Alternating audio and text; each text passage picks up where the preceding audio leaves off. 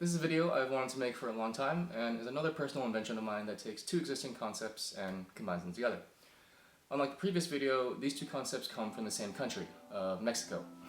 I'm sure that most of you watching know what a quesadilla is, but I'm not sure I can say the same about esquites or elotes, which are the off-the-cob and on-the-cob versions respectively of a very popular preparation of corn in Mexico. Once you have corn prepared in this manner for the first time, I can promise you that you'll pretty much never want to have it in any other way again. After making esquites for myself several times in the past, I was very surprised to not find any online recipes that simply called for putting the esquites in a flour tortilla with some shredded cheese to make quesadillas.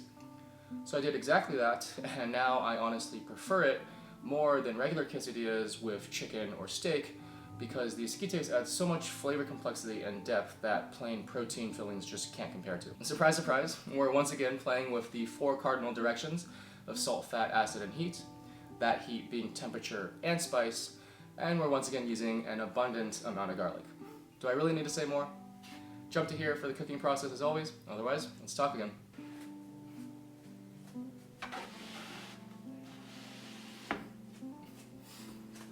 Similar to the previous video on chimichurri, the sauce for esquites or elotes only has 7 core ingredients.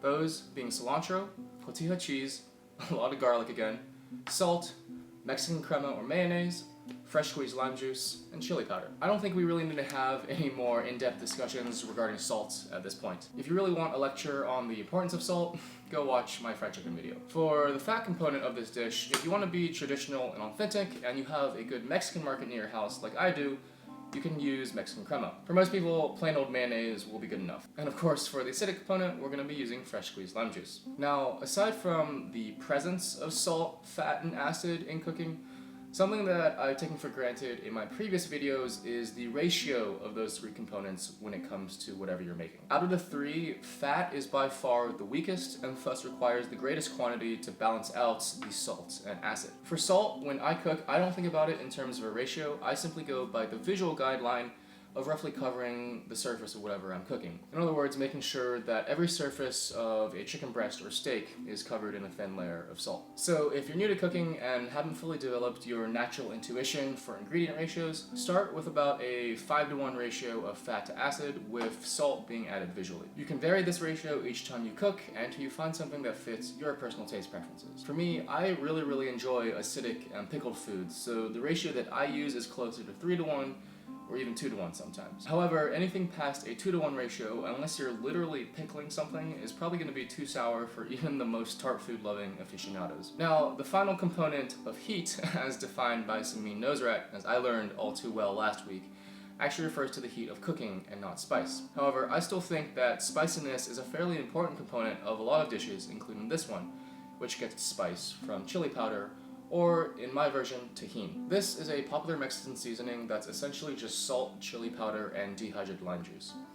It's quite sour, so it serves more as an acidic component than a spicy component, but I use it much more often than regular chili powder due to its versatility, as it can be used not just as a cooking ingredient, but also as a finishing condiment on avocados, eggs, or any other food that's particularly fatty in substance. For the remaining 3 ingredients, we're once again going to be using an uncomfortable amount of garlic, a bunch of fresh herbs in the form of fresh chopped cilantro, and some tortilla cheese to add some extra flavor depth and texture variance. If you want to add another component of textural contrast and spice, I also really like to add chopped serranos or jalapeno peppers to the mix. I do want to take a moment to discuss the heat of cooking, not spice, as this is a topic I have neglected to discuss due to my erroneous assumption on the title of Sameen Nosrat's book before I actually even read it. The chapter in here on heat reinforced a lot of the concepts that I already understood, but also introduced me to a few new ones that I hadn't considered before. The most relevant of which is the intensity of heat, and how you as a home cook can control it to bring out the best possible textures in the food that you're making. I have 2 great shortcomings as a home cook. 1, I tend to oversalt a lot of my food, and 2, I have a bad habit of using the highest flame setting on whatever stovetop I happen to be cooking on due to laziness and impatience. For my native culture of Chinese cooking with its quick stir fries, this isn't really a problem, as it's really difficult to burn vegetables and meat that have a lot of water content in them. However, with certain Western dishes that involve the toasting or frying of starchier, drier ingredients, I have burned or over-toasted many a grilled cheese, quesadilla, or burger bun. The lesson to be learned here in the context of this recipe is that if your goal is to get a perfectly browned and crispy quesadilla, use medium heat and longer time instead of higher heat and shorter time. Don't be like me and turn your burner on to the max flame setting every single time. You'll burn a lot less food this way. Now, to actually make the quesadillas, we need to talk briefly about cheese and tortillas. You could of course buy a block of whole cheese and shred it yourself at home, or if you're lazy like me, you can just buy a bag of the pre-shredded stuff and call it a day. Yes, pre-shredded cheese is coated in starch and doesn't melt as well as freshly shredded cheese, but I honestly can't notice a difference when all is said and done. Regarding the actual type of cheese, anything that melts well will work. You can use quesadilla cheese like I have here, you can use a Mexican blend, it can be cheddar, mozzarella, Monterey Jack, do whatever you want. For the tortillas, try and find the largest and thinnest flour tortillas possible.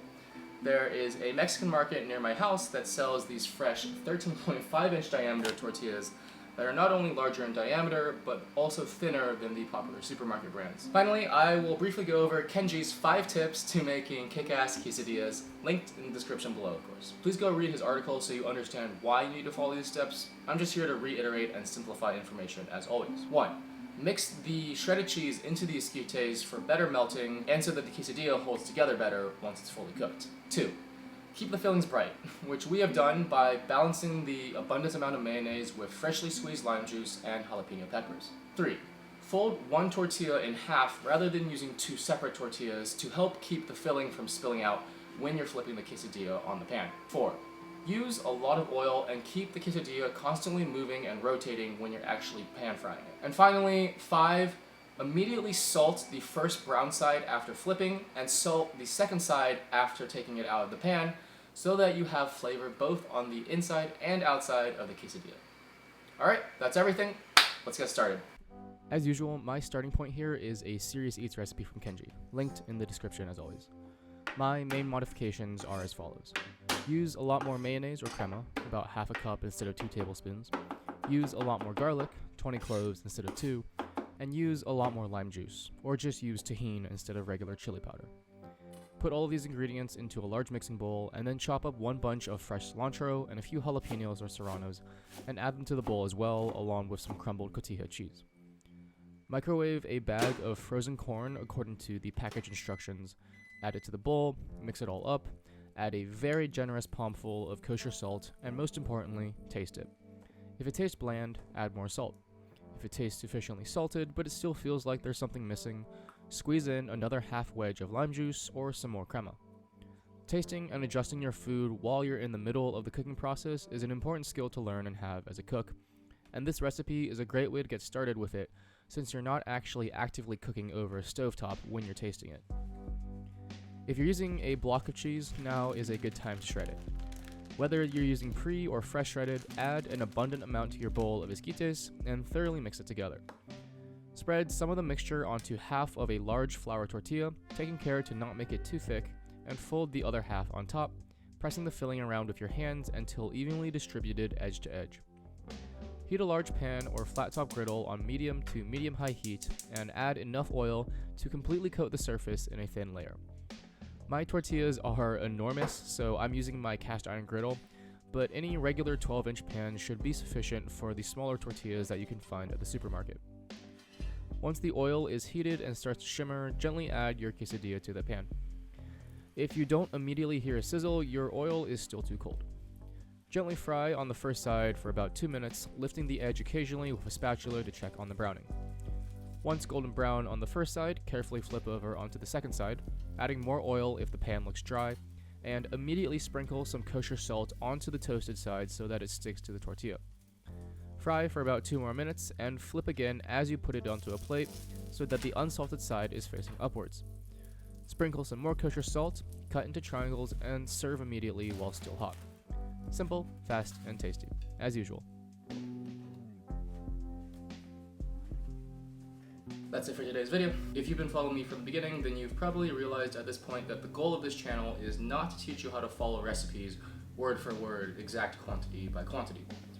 My ultimate goal for all of you watching is to develop that natural intuition for cooking, that ability to make changes to a recipe and know that the change will be for the better, that ability to season food by feel and not by exact measurement. Now that I've taken the time to actually read through a significant portion of Salt, Fat, Acid, Heat, I can thoroughly and truly recommend it as an amazing starting point to develop this intuition that I've been speaking about. A masterclass and crash course of cooking in one book. Drop a like if you enjoyed what you saw today, and thank you again for watching Cooking With You. I'll talk to you guys in the next one. Peace.